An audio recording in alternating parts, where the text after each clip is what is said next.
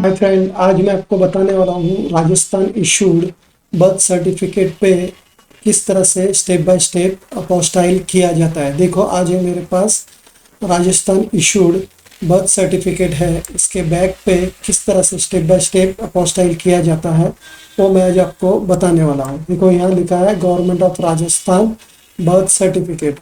इस तरह का ओरिजिनल बर्थ सर्टिफिकेट चाहिए होता है अपोस्टाइल के लिए।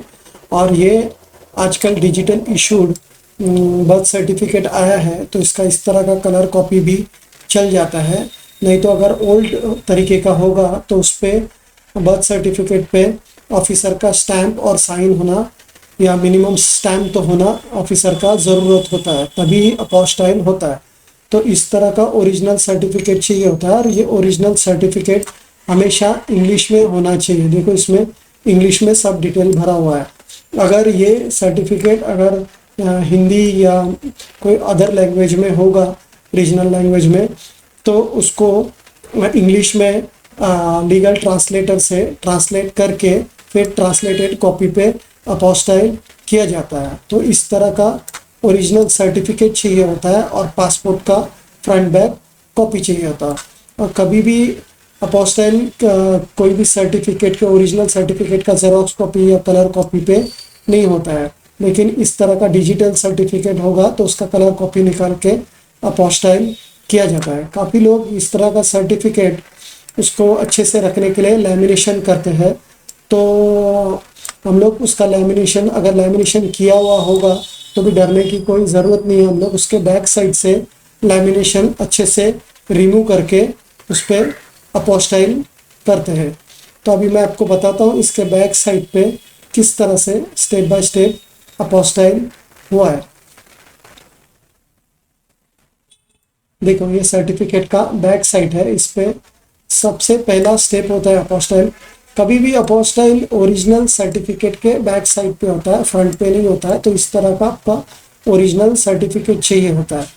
तो देखो, सबसे पहले इसको नोटरी किया जाता है। देखो, यहाँ लिखा है government of India notary public Delhi. तो आप इंडिया से कहीं से भी नोटरी कर सकते हैं। सबसे पहले इस तरह से नोटरी होता है और एडवोकेट का स्टैंप और इस पे साइन होता है। फिर ये नोटरी होने के बाद में इसको सब डिवीजन ऑफ मैजिस्ट्रेट, जिसको शॉर्ट फॉर्म में एसडीएम बोलते हैं। देखो, यहाँ लिखा है सब डिवीजन ऑफ मैजिस्ट्रेट के ऑफिस में सबमिट किया जाता है। इसका शॉर्ट फॉर्म है एसडीएम। तो सब डिवीजन ऑफ मैजिस्ट्रेट का इस तरह से स्टैंप लगता है। फिर वो स्टैम्प होने के बाद में ऑफिसर इस पर साइन और डेट डालता है। ये साइन होने के बाद में फिर इसको अपोस्टाइल के लिए एमईए में सबमिट किया जाता है। एमईए मतलब ministry of external affair. Apostille कभी भी ministry of external affair, Patiala house, Delhi से इशू होता है। देखो, यहाँ लिखा है गवर्नमेंट ऑफ इंडिया अपोस्टाइल करके। देखो, यहाँ लिखा है अपोस्टाइल रिपब्लिक ऑफ इंडिया। देखो, यहाँ लिखा दिस पब्लिक सर्टिफिकेट, ये बर्थ सर्टिफिकेट है इसलिए बर्थ सर्टिफिकेट लिखा है। इशूइंग अथॉरिटीज, और जो अथॉरिटी ने इशू किया है वो अथॉरिटी इशू है। और इस पर एसडीएम वो सब किया हुआ है दिल्ली से, वो इस पर मैंशन हुआ है।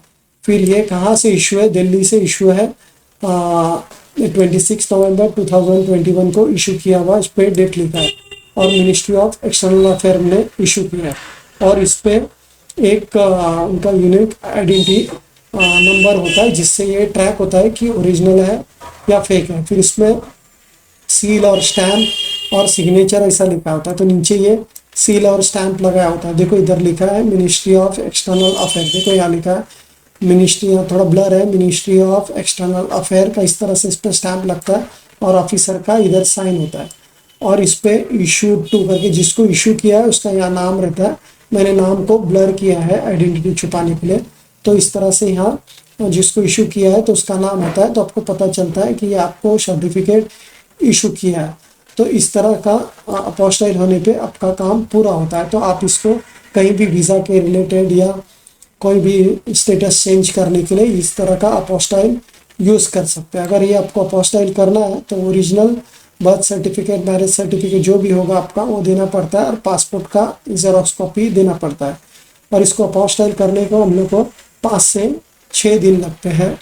अगर आपको अपोस्टाइल करना है तो मेरा स्क्रीन पे नंबर दिया है, उस पर कॉल या व्हाट्सअप कर सकते हैं। अगर मेरा ये वीडियो पसंद आया तो इसको प्लीज़ लाइक और सब्सक्राइब कीजिए, जिसकी वजह से आपको हम लोग का ट्रैवल एजेंसी के होने का, ट्रैवल इंडस्ट्री से है, तो आपको regular visa related, apostille attestation related update मिलते रहेगा। Thank you.